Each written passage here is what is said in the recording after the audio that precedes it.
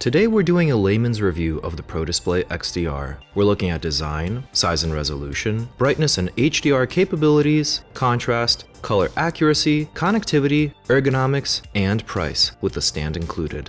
There are a couple of other 6K displays coming out that give you a good chunk of the Pro Display XDR's performance, and even some things that the Pro Display doesn't have. That said, the XDR is still the top of the line because there are things other than a 6K resolution that matter on a monitor. For those uninitiated to what 6K means in terms of resolution, 6K is 6016 by 3384. For those watching, it is assumed you've watched a few videos about 6K and how awesome having 6K is. In short, while 4K is a nice resolution for 32-inch monitors, it can be a bit low in terms of pixel density when you sit close to the monitor, and 6K is the sweet spot in terms of image clarity, text sharpness, and productivity, and it's unfortunate that there aren't more 6K displays on the market. Despite the Pro Display XDR being 5 years old, competitors are just now releasing similar 60Hz refresh rate displays. So, I don't think any arguments regarding the Pro Display XDR's age hold up until someone releases a 6K display that refreshes faster than 60Hz. The Pro Display XDR is 32 inches and operates at 218 pixels per inch. To make a long story short, I think 32 inches is the best size when using monitors at a slightly larger distance than normal. And so that wrote off all 27-inch monitors for me, including the studio display, which is a shame because it's such a nice monitor. I've made a video explanation about why I think 32-inch screens are the best main screens, and that video is available on my channel. Brightness is where the Pro Display showcases where a lot of the money goes when you spend the extra cheddar on a Pro Display. During typical usage, standard dynamic range usage, which is everyday usage, the Pro Display XDR has an SDR brightness of 500 nits. When you're viewing HDR content, it's 1000 nits sustained or 1600 nits peak brightness when you have elements on the screen that don't take up the full display. You can also install the app Vivid, which tricks macOS into thinking everything is HDR and lets you unlock that 1000 nit brightness for basically everything on screen. There's something next level about having the ability to crank the brightness up on the Pro Display XDR on a bright day and see whatever I'm working on with zero issues. The Pro Display XDR achieves a contrast ratio of 1,000,000 to 1, thanks to its engineered 576 dimming zones. It is worth mentioning that in dimly lit rooms, you might notice a blooming effect, because there are, in quotes, only 576 dimming zones, and it's not an OLED screen where each pixel is its own backlight.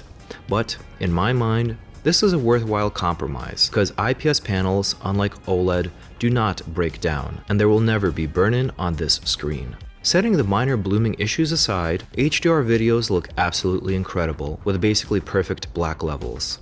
It's like the MacBook Pro screen, but the same experience is blown up to 32 inches. Some screens have matte panels, which result in slightly muted colors and contrast, but less reflections on the screen if you have bright sources of light behind you. Long term, matte panels reduce eye fatigue if you have irregular lighting. A matte screen also hides smudges and dust better, and it's easier to keep clean. That being said, the Pro Display XDR is glossy, and I keep a microfiber cloth handy with my Pro Display, because not only is it a glossy screen, it has a glass sheet fused atop the display panel. The glass can be more reflective, which is distracting in rooms where the light is unmanaged, and attracts fingerprints and dust particles more easily. That being said, the glass panel results in colors that pop, although we'll talk more about colors in this upcoming next chapter. The Pro Display has colors that pop and jump out at you through the glass, and make you feel immersed in the experience. At risk of sounding too excited about a computer screen, next level is the phrase that best describes it. I've also used the newest, premium Dell 4K Thunderbolt display, and nothing comes close to the Pro Display XDR. Of course, you do have to shell out a good chunk of change to experience it. Unfortunately, one downside of the IPS panel is that the white point shifts blue if you look at any angle other than straight on. I'm not sure why that is, and you do get used to it, but you should be aware that this effect is there. It's not a huge bother, but it's also not something that is clearly indicated before you purchase this. The Pro Display touts viewing angles of 89 degrees from any direction. As mentioned, it has its white point shift blue when you view it from different angles. Shown on screen are the specs for those looking for numbers. There's 1.073 billion colors, it has a true 10-bit panel, and as tested by PCMag, it covers 94.3% of the sRGB color space, 96.7% of Adobe RGB, and 98.7% of DCI-P3. It broke records in terms of color accuracy, with a delta E of less than 1 on every part of the panel tested. I'm sure most people are familiar with how Mac displays work, but in case you're not, the Apple Studio Display and Pro Display do not have buttons. They are simply connected with one cable, and then to adjust the brightness and color settings, you use your Mac keyboard or the Mac Settings app. There's not much else to say on this topic other than macOS integration being a breeze. I do wish Apple still made drivers for the Pro Display that you could download easily to control this from Windows devices. The design is an obvious place where a lot of money was also spent on the Pro Display XDR. It's been out for 6 years now, so I won't spend much time on this. The Pro Display has an aluminum frame with a glass front, a solid, expensive feeling machined stand, and that signature cutout design, which looks and feels premium. My monitors from other manufacturers have plastic bodies with matte screens, and looking at the Pro Display is not only incredibly useful, but pleasing to look at from all angles. Connectivity is where the Pro Display XDR falls a bit short compared to screens by companies like Dell and BenQ, who are starting to put Thunderbolt docks in their displays, although I don't expect my monitors to have Thunderbolt docks built in. The Pro Display has USB-C ports on the back, but because it uses Thunderbolt 3, the 6K resolution consumes most of the bandwidth of Thunderbolt 3, and those extra USB-C ports on the back run at USB 2 speeds, which is only useful for basic input-output or a simple webcam. That being said, a monitor is a monitor, and a Thunderbolt dock is a Thunderbolt dock. When you build in the two together, what happens when you want to swap out your screen for a new one? Do you throw away the built-in dock? To me, both options make sense for one reason or another. If it doesn't increase the price substantially, having a dock built in is very convenient. Dedicating that money to the quality of design and quality of the screen itself also makes sense to me. The Pro Display delivers up to 96 watts of power over its cable. I have mine connected to a Thunderbolt 4 hub, which also has downstream power, and Thunderbolt 4 lets me run 6K and 4K screens, and have power delivery, and old-style USB 3.0 ports, all over a single cable. The Pro Display XDR can be rotated 90 degrees, and has a sturdy, reliable stand. The Pro Display XDR stand cannot be swiveled, and here are its adjustability specs on screen now. The Pro Display has a decent tilt range, but requires an accessory to be VESA mounted. That being said, it has an easy-to-use, engineered mechanism that lets you swap where it's mounted without tools, quickly and easily.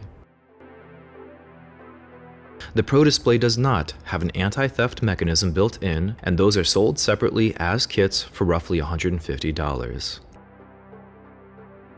A big win for screens other than the Pro Display is that they are fully compatible with Windows laptops, natively, and offers on-screen controls, so they're not a headache to set up. The Pro Display can be used with a compatible Thunderbolt 4 laptop, no problem, but requires messing with Boot Camp drivers to get brightness adjustability.